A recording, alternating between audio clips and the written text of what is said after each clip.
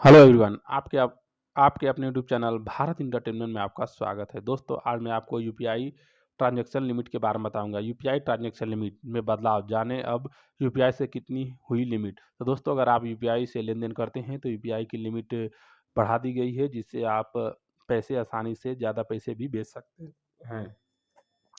UPI transaction limit में बदलाव, NPCI ने दी बड़ी राहत। जाने अब यूपीआई से कितना पैसा भेज सकते हैं।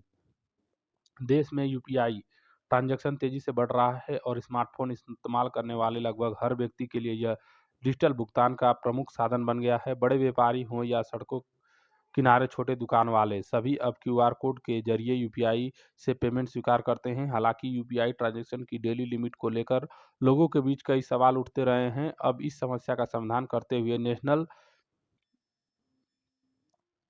2024 यूपीआई आईडी डेली लिमिट में बदलाव करने की घोषणा की गई। आइए जानते हैं इसके बारे में विस्तार से। आरबीआई के निर्देश पर हुआ बदलाव।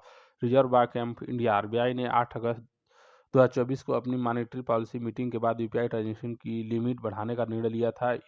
इसी के अनुरूप एनपीसीआई ने भी 16 सितंबर से विभिन्न UPI apps, payment service provider और बैंकों को यह बदलाव लागू करने का निर्देश दिया है। सभी संबंधित संस्थानों से अपने सिस्टम को अपडेट करने की अनुरोध भी किया गया है, ताकि यह नियमों के अनुसार सही ढंग से काम कर सकें।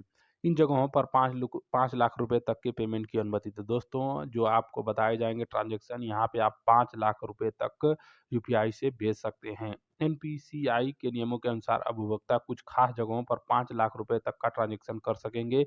इनमें टैक्स भुगतान, इनकम टैक्स, अस्पताल,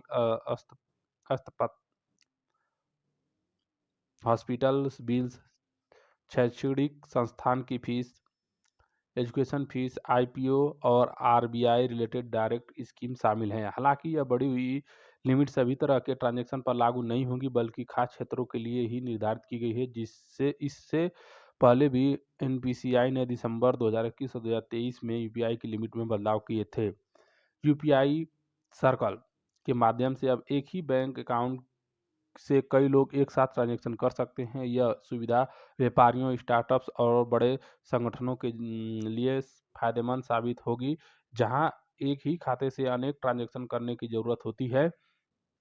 बैंक भी अपनी लिमिट सेट कर सकते हैं। बैंक अपने अनुसार यूपीआई ट्रांजैक्शन की डेली लिमिट सेट करके करने के लिए स्वतंत्र है। उदाहरण के लिए Allahabad bank UPI transaction limit 25,000 रुपये है, जबकि एचडीएफसी बैंक और आईसीआईसी बैंक में 1 लाख रुपए तक के ट्रांजैक्शन किए जा सकते हैं। इसके अलावा एचडीएफसी बैंक और आईसीआईसी बैंक में 1 लाख रुपए तक के ट्रांजैक्शन किए जा सकते हैं। इसके अलावा कैपिटल मार्केट, कलेक्शन, इंश्योरेंस और विदेशी लेन देन के लिए 2 लाख रुपए की डेली लिमिट निर्धारित की गई है।